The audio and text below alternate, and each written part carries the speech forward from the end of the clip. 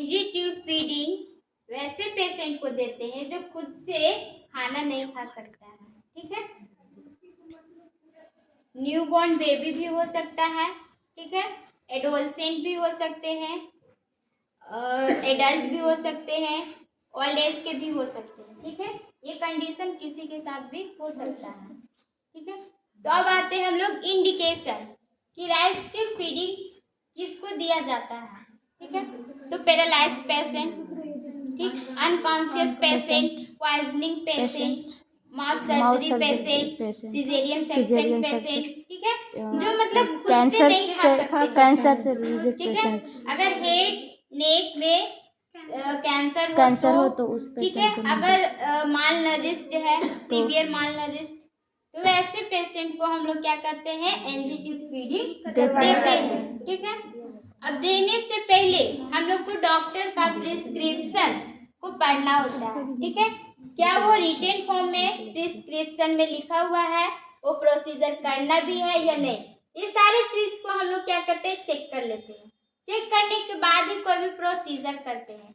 Procedure करने से पहले हमें क्लाइंट को बताना होता है, और क्लाइंट अगर कॉन्शियस है तभी हम उसको बताएंगे, ठीक है, क्योंकि तभी वो मेरा बात सुन सकता है।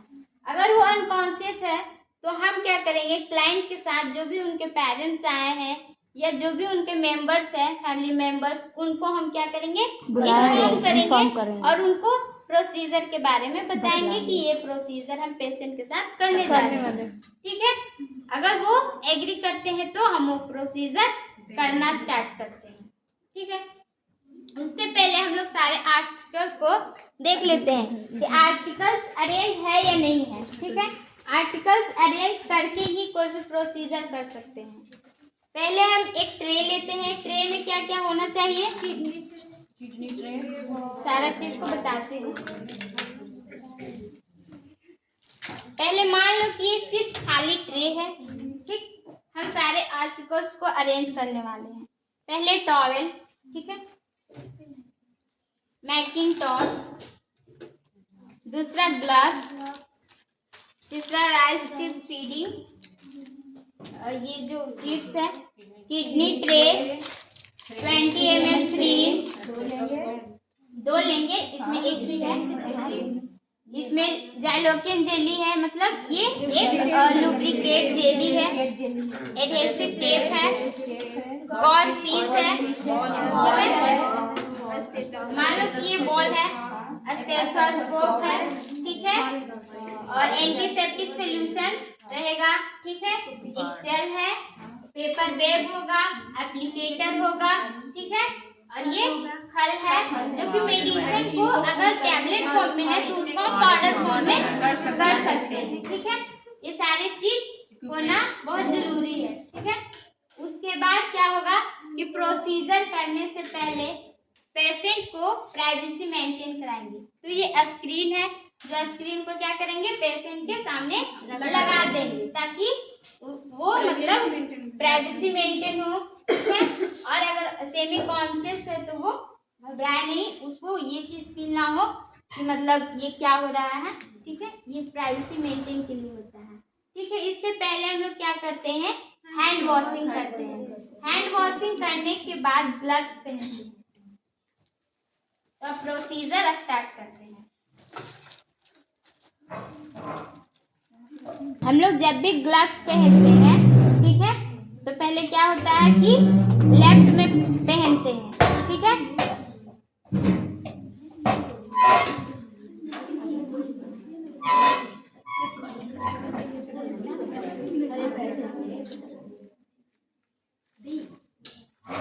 पार्ट टच नहीं होना चाहिए, ठीक है ना। ग्लव्स का जो भी पार्ट है ऊपर वाला वो टच नहीं होना चाहिए। क्यों? क्योंकि ऊपर वाला पार्ट अगर टच करेंगे तो वो क्या हो जाएगा, इन्फेक्टेड हो जाएगा। अगर वो इन्फेक्टेड होगा तो क्या होगा, पेशेंट को भी इन्फेक्टेड कर सकता है। इसलिए हम देखते हैं। यस, ग्लव्स पहनने के बाद ये वाला अगर इधर रखोगे तो ज्यादा अच्छा रहेगा। जो नोस्ट्रियल पार्ट है, अगर वो गंदा है तो एप्लीकेटर से क्या करेंगे, साफ करेंगे। लगा हुआ होता है, ठीक है, कॉटन लगा हुआ होता है, उसको एंटीसेप्टिक सॉल्यूशन में क्या करते हैं, समझ लो कि ये एप्लीकेटर है, ठीक है। मान लीजिए कि ये एप्लीकेटर है, तो एप्लीकेटर से क्या करेंगे, इसका नोस्ट्रियल पार्ट को क्लीन करेंगे। क्लीन क्यों करेंगे, गंदा रहेगा तो हम जो भी मतलब ट्यूब फीड इंसर्ट करेंगे तो क्या होगा, वो अच्छे से नहीं हो पाएगा, ठीक है, और उसमें क्या होगा, पूरा लग जाएगा, ठीक है। तो जो भी मतलब वेस्ट पार्ट मतलब उसमें मटेरियल्स लगा हुआ है उसको हम लोग क्लीन करने के लिए एप्लीकेटर का यूज करते हैं। वो एप्लीकेटर को एंटीसेप्टिक सॉल्यूशन में भिगो लेते हैं, उसके बाद उसके नोस्ट्रियल को क्लीन करते हैं। क्लीन करने के बाद गुड मॉर्निंग मैम कहते हैं कि किडनी ट्रे में रख देते हैं। क्या करते हैं, वेस्ट मटेरियल को किडनी ट्रे में रख देते हैं, ठीक है। अब स्टार्ट करते हैं, पेशेंट के ऊपर क्या करते हैं, टॉवेल रखते हैं, ठीक है। क्यों रखते हैं,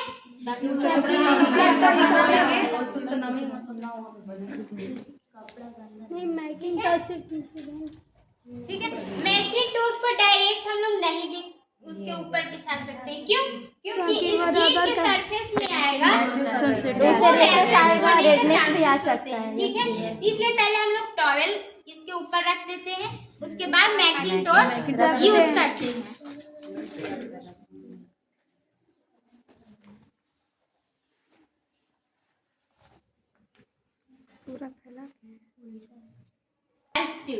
राइस ट्यूब को इस तरह से ओपन करना है कि जो उसका मेन पार्ट अंदर इंसर्ट करने वाले हैं उसको हम लोग हाथ से टच नहीं करेंगे, क्योंकि वो हाइपर सेंसिटिव पार्ट है, उसको इन्फेक्शन बहुत जल्दी हो सकता है, ठीक है। हम लोग कोई भी ऐसा प्रोसीजर करें जिससे कि पेशेंट को अदर इन्फेक्शन ना हो, ठीक है। ये हम पहले इसको हम लोग मेजर करते हैं। मेजर कैसे करेंगे,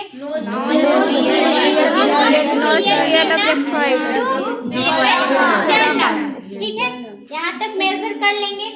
मेजर करने के बाद इसको क्या करेंगे, ये पार्ट को यहाँ से पकड़ लेंगे, क्यों, क्योंकि ये पार्ट को हमको टच नहीं करना है। अगर टच करेंगे तो वो इन्फेक्टेड हो जाएगा, फिर हम इसको यूज नहीं कर सकते, ठीक है। जबकि ग्लव्स पहने हुए फिर भी इन्फेक्टेड होने का चांसेस है, तो हम रिस्क नहीं ले सकते। फिर कोई अगर हेल्प करने के लिए है तो यहाँ पे क्या करेंगे, जेली या कोई भी लुब्रिकेट यूज करेंगे। क्यों करेंगे, क्योंकि नेजल पार्ट जो है सेंसिटिव चीज है, ठीक है, म्यूकस होगा। अगर उसको डायरेक्ट इंसर्ट करेंगे तो क्या हो सकता है, चोट भी लग सकता है, ब्लीडिंग भी हो सकता है ना, ठीक। और पहला बात उसको इरिटेशन होगा, तो वो चीज को कम करने के लिए या इजी बनाने के लिए क्या करेंगे, जेली, ताकि वो इजीली इंसर्ट भी हो जाए, उसको पेन फील ना हो और किसी तरह का इरिटेशन ना हो, ठीक है।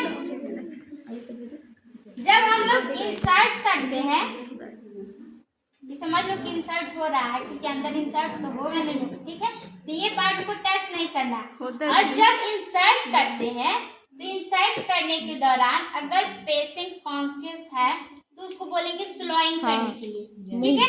क्यों, जब स्लोइंग करते हैं तो इजीली से अंदर मूव करता है, इंसर्ट होता है, ठीक है। इंसर्ट होगा तो इसको और क्या करेंगे, जब भी वो स्लोइंग करेगा और इसको अंदर डालते जाएंगे, ठीक है। जब डाल लेंगे तो एक बॉल रहेगा जिसमें पानी होगा, ठीक। ये जो पार्ट है इसको डायरेक्टली ओपन नहीं करना है, क्यों नहीं करना है, जाएगा तो ये क्या होगा, बबल्स बन जाएगा, ठीक है, जो कि प्रॉब्लम क्रिएट कर सकता है, ठीक है ना। कभी कभी हम लोग देखते हैं खाली पेट रहते तो बहुत ज्यादा ब्लॉटिंग टाइप का होता है ना। तो ये होता है कि कभी कभी होता है कि हम लोग मतलब स्लोइंग कर रहे हैं या मतलब कभी सांस ले रहे हैं तो वो एयर कभी कभी एक्सप्रेड हो जाता है। तो हम जब भी ये ओपन करेंगे तो यहाँ पे ये क्या करेंगे, प्रेस कर लेंगे इसको। ठीक है, इसके बाद इसको ओपन करेंगे। ठीक है, और जो भी हम बॉल्स लिए हैं जिसमें पानी है, सपोज मान लो कि ये बॉल्स है, इसमें पानी है। ठीक है, इसको इसमें हम छोड़ेंगे। जब छोड़ेंगे तो क्या होगा, इसमें बबल्स आएंगे। ठीक है, बबल्स आएंगे तो समझ लेना है कि ये सही इंसर्ट सही से हुआ। मतलब देखो बबल्स आ रहा है तो ये लंग्स में चला गया। अगर बबल्स में सॉरी बबल्स नहीं आ रहा है तो चला गया। ठीक है, इसका एक और उपाय है कि अगर हम लोग, ठीक है, जो सिरिंज लिए हैं 5 ml, 3 ml, 10 ml, ठीक है, तो उसको से क्या करेंगे, सिरिंज से स्प्रेड करेंगे। अगर स्प्रेड करेंगे तो क्या होगा, हाइड्रोक्लोरिक एसिड होता है वो प्रोड्यूस, तो उससे तो पता चल जाएगा कि ये जो ट्यूब है स्टमक मतलब इंसर्ट हुआ है, कहीं लंग्स या अदर पार्ट में तो नहीं इंसर्ट हुआ है। इससे तो अच्छे से पता चल जाएगा। ठीक है, कैसे दीदी बताई हैं? क्यों लंग्स में एचसीएल होता है क्या?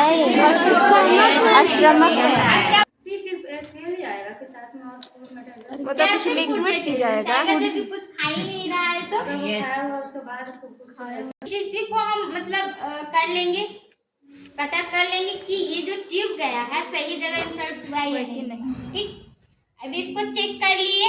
जो भी प्रिस्क्रिप्शन या डाइटिशियन जो भी ऑर्डर दिए हैं कि मतलब इसको कितना मतलब ml देना है, ठीक है, जूस देना है, लिक्विड डाइट देना है, ठीक है, सूप देना है, जो भी हम उसको उतना ml प्रोवाइड कराएंगे। ठीक है ना, जितना। और क्या करते हैं, जब इसको हम लोग ट्यूब फीडिंग देते हैं तो पहले क्या करते हैं कि जो भी मतलब इसमें अगर क्या बोलते हैं 10 ml सिरिंज या 5 ml सिरिंज से क्या करते हैं, पानी इसमें डालते हैं। ठीक है ना, पानी डालते हैं। अगर इसमें कहीं भी क्या बोलते हैं ऑब्स्ट्रक्शन है तो वो पता चल जाएगा। ठीक है, क्लियर हो जाएगा।